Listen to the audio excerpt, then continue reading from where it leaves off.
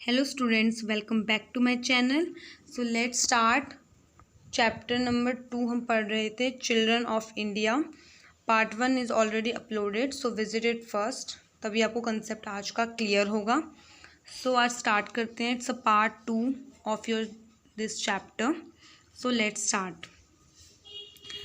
As winter approaches and the days grow shorter, those children who live far away must quicken their pace in order to get home before dark. जैसे आपको पता है winter पे क्या होता है. Winter पे दिन आपके छोटे होते हैं, जल्दी आपके दिन छोटे हो जाते हैं. तो इसमें भी यही बता रहे हैं कि जैसे जैसे विंटर होता है जो आपके दिन होते हैं वो छोटे हो जाते हैं. और वो बच्चे जो इतनी दूर रहते हैं उनको पेस मतलब होता है the speed at which you walk. आपके चलने या फिर दौड़ने की गति को बेसिकली आप पेस बोलते हैं. तो जो बच्चे होते हैं उनको जल्दी जल्दी करना होता है, जल्दी से वो अपने घर पहुंच जाए अंधेरा होने से पहले. Ranbir and his friend finds that darkness has fallen before they are halfway home. तो जो रणबीर और उसका दोस्त है वो ये क्या देखता है कि अंधेरा हो गया है. और कब अंधेरा हो गया है? जब वो आधे रास्ते में ही थे और अंधेरा हो गया है. घर पहुंचने से पहले ही आधे रास्ते में क्या हो गया? अंधेरा हो गया. फिर वो पूछते हैं what is the time uncle, कितना टाइम हुआ है uncle. He asks as he trudges up the steep road past Ivy Cottage. वो पूछता है कि अंकल कितना टाइम हुआ, ठीक है. और ट्रजेस मतलब कि आपका वॉक स्लोली एंड हैवीली, ठीक है. स्टीप रोड हो गया आपकी slope road. Past Ivy Cottage तो जा रहा है वो, तो टाइम पूछता है बेसिकली.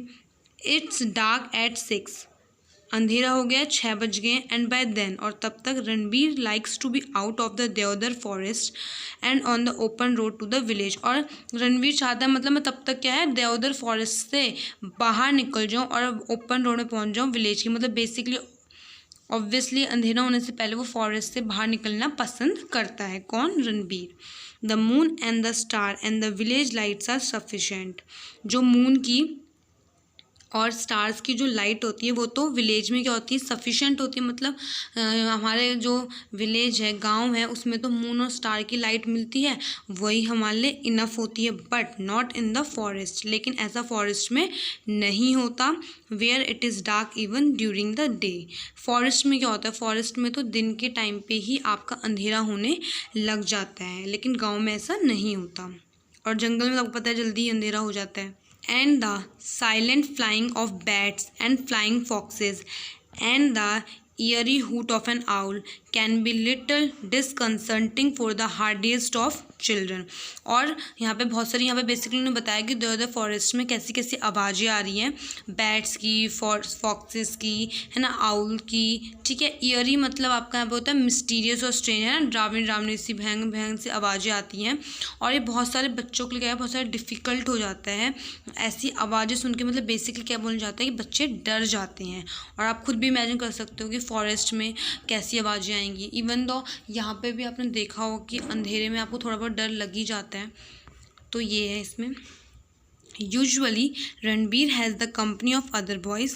इस लाइन का मतलब है कि जो रणबीर है उसके मतलब बहुत सारे फ्रेंड्स हैं. And they sing most of the way for loud singing by small boys will silence own and frighten away the forest.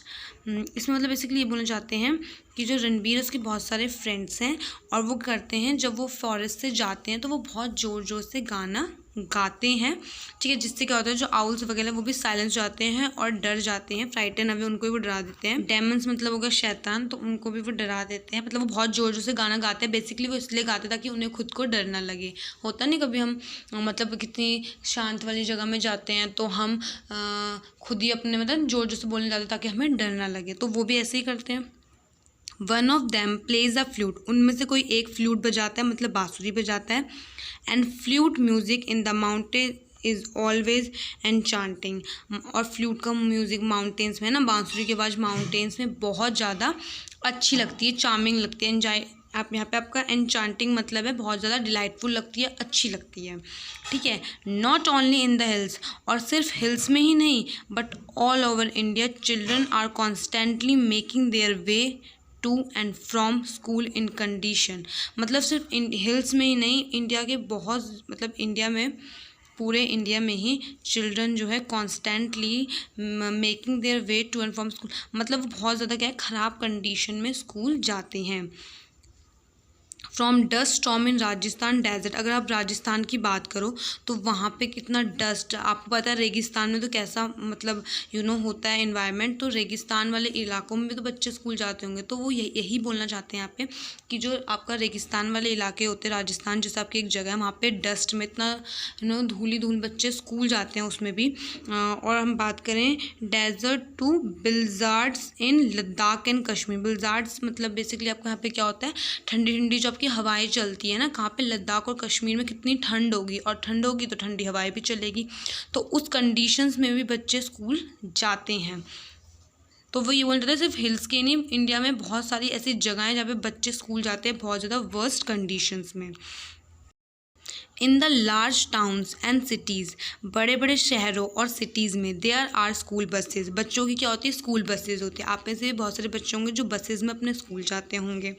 But in remote rural areas getting to school can pose a problem, लेकिन अगर आप हमारे rural areas यानी गांव के school की बात करें, मतलब गांव के इलाके की बात करें, तो वहाँ पे स्कूल जाना बच्चों के लिए बहुत ज़्यादा difficult, because they don't have any too much facilities, ठीक है।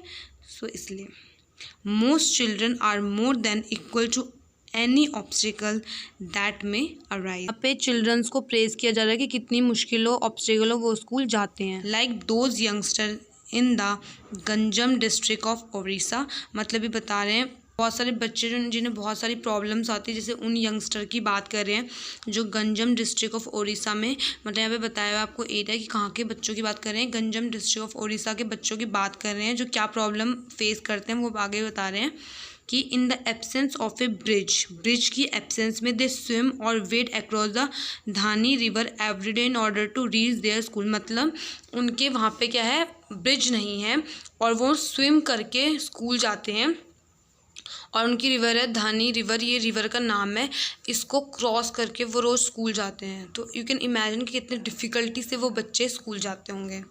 I have a picture of them in my scrap book, मतलब मेरे पास उन बच्चों की पिक्चर भी है मेरे स्क्रैप बुक में, होल्डिंग बुक्स और स्टैचुअल्स एलॉफ्ट इन वन हैंड, एलॉफ्ट मतलब आपका यहाँ पे है हाई अप इन द, मतलब ऊपर रखना, सर पे बुक्स को रख देते हैं वो एक हाथ से, मतलब बुक को पकड़ के सर पे रख देते हैं। They do the breaststroke or dog paddles with the other or form a chain and help each other across, मतलब बेसिकली जो यहाँ पे आपको बताया गया है वो मैं आपको पिक्चर शो करती हूँ।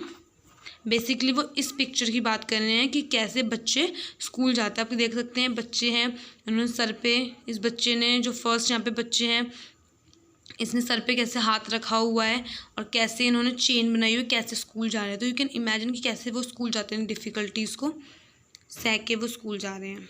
Where ever you go in India you will find children helping out with the family source of livelihood, तुम कहीं पे भी इंडिया पे जाओगे और तुम देखोगे कि जो बच्चे हैं, जो चिल्ड्रन हैं, वो अपनी फैमिली के सोर्स ऑफ लाइवलीहुड में बहुत हेल्प करवाते हैं, है ना।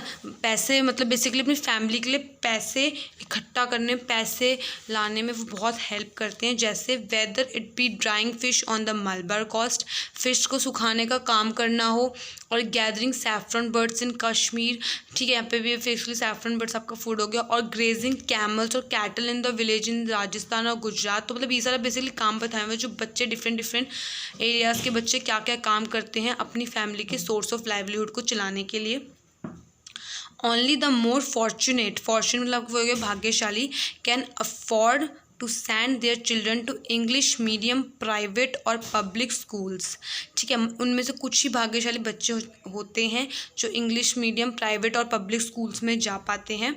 And those children really are fortunate for some of these institutions are excellent schools, उसमें से as good and often better than their counterparts in Britain और द यूएसए। तो बेसिकली आपका कंपैरिजन किया जा रहा है ब्रिटेन और यूएसए के स्कूल से, कि यहाँ के जो मतलब बेसिकली इंडिया के जो स्कूल हैं वो ब्रिटेन और यूएसए के कुछ स्कूलों से बहुत अच्छे हैं। यहाँ के स्कूल बाहर के स्कूलों को मतलब बेसिकली टक्कर दे रहे हैं। तो यहाँ पे आपको ये बताना चाहते हैं। वेदर इट्स इन अजमेर और बेंगलोर, या चाहे वो मतलब स्कूल जो बेंगलोर में हो, न्यू दिल्ली में हो, और चंडीगढ़, कानपुर और Kolkata, the best schools at very high standards, जो बेस्ट स्कूल्स होते हैं उनकी स्टैंडर्ड्स बहुत ज़्यादा हाई होते हैं। The growth of a prosperous middle class has led to an ever increasing demand for quality education. जो आपके मिडिल क्लास हैं वो उनकी अब डिमांड बढ़ गई है क्वालिटी एजुकेशन के लिए. But as private school proliferate, इसका मतलब होता है इंक्रीज स्टैंडर्ड सफ़र टू. लेकिन जो प्राइवेट स्कूल थे उनके स्टैंडर्ड्स कुछ ज़्यादा बड़े होते हैं. And many parents must settle for the second rate. The great majority of our children still attend school run by the state or the municipality. हमारे यहाँ पे तो बहुत सारे बच्चे अभी भी हैं जो उन स्कूलों में जाते हैं जो स्टेट और म्यूनिसपैलिटी जिन स्कूलों को रन करता है उस स्कूल में अभी भी बहुत सारे बच्चे जाते हैं. These vary from the good to the bad to the ugly depending on how they are run and where they are situated. वो अच्छे भी हो सकते हैं और बुरे भी हो सकते हैं, मतलब कैसे स्कूल कैसे भी हो सकते हैं. वो बेसिकली वो डिपेंड करता है कि वो जो बच्चे हैं वो कौन से एरिया में रहते हैं. ठीक है, अगर थोड़ा अच्छा एरिया है तो वहाँ का स्कूल थोड़ा अच्छा हो सकता है. लेकिन अगर वही एरिया थोड़ा स्लम एरिया है, गंदा एरिया है, तो वहाँ के स्कूल बहुत ज़्यादा वर्स्ट भी हो सकते हैं. अब यहाँ पे बेसिकली कंडीशन बताइए. क्लासरूम विदाउट विंडोज़ और विद ए रूफ, मतलब एक क्लासरूम हो सकता है जिसमें विंडो ही ना हो, खिड़कियाँ ही ना हो, और with A roof that let's in the monsoon rain is not uncommon. मतलब एक ऐसी रूफ, एक ऐसी छत जिसमें से बारिश का पानी आना तो एक लाजमी सी बात है.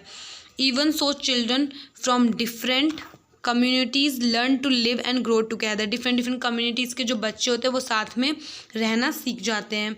Hardship make brother of us all. Hardship मतलब यहाँ पे हो गया आपका सफरिंग, मतलब वही सफरिंग उनके लिए इतनी होती है कि वो सभी उनके भाई बन जाते हैं एक तरह से. The census tell us, census मतलब यहाँ पे बेसिकली रिकॉर्ड हो गया जहाँ पे आपकी पॉपुलेशन वगैरह के बारे में बताया जाता है. ठीक है, सेंसेशंस हमारे भाई बताते हैं that 2 in every 5 of the population, यानी हर पाँच की पॉपुलेशन में जो मतलब हर दूसरा इंसान 5 की पॉपुलेशन में is in the age group of 5 to 15. 5 और 15 की एज के बीच में होता है. हर दूसरा 5 की पॉपुलेशन में 5 से लेके 15 की एज के बीच में होता है. Almost half our population is on the way to school. मतलब इससे पता चलता है बेसिकली कि हमारी पॉपुलेशन में से हाफ जो है वो बच्चे स्कूल जाते हैं. And here I stand at my window, मैं अपनी विंडो पे भी खड़ा हूँ. कौन खड़ा है? Skin Bond standing on the window watching some of them pass by. वो देख रहा है, ही वॉज सीइंग दैट कि बॉयज़ एंड गर्ल्स जो हैं, जो लड़का लड़की हैं, बिग और स्मॉल, बिग एंड स्मॉल, छोटे और बड़े. सम स्कफी मतलब आपका यहाँ पे बेसिकली अनटाइडी.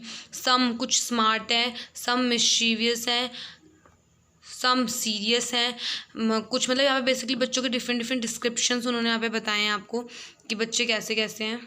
कुछ स्मार्ट हैं, कुछ है ना गंदे हो रखे हैं, कुछ मिस्चीवियस है, कुछ सीरियस बच्चे हो रखे हैं अभी. लेकिन डिफरेंट करैक्टर्स बेसिकली बच्चों के यहाँ पे आपको बताया हुआ है. ऑल गोइंग समवेयर, लेकिन हर बच्चा कोई ना कहीं ना कहीं जा रहा है. Hopeful towards a better future, और मैं होप करता हूँ कि वो एक बेटर फ्यूचर के लिए बच्चा जा रहा है. सो ये था आपका चैप्टर 2 चिल्ड्रन ऑफ इंडिया. आपकी बुक थी कम्युनिकेट विद कैम्ब्रिज, आपकी बुक थी. And it's second chapter of your book, और ये चैप्टर यहाँ पे ख़त्म होता है. एंड होप सो आपको वीडियो अच्छी लगी हो. Stay connected and subscribe to my channel.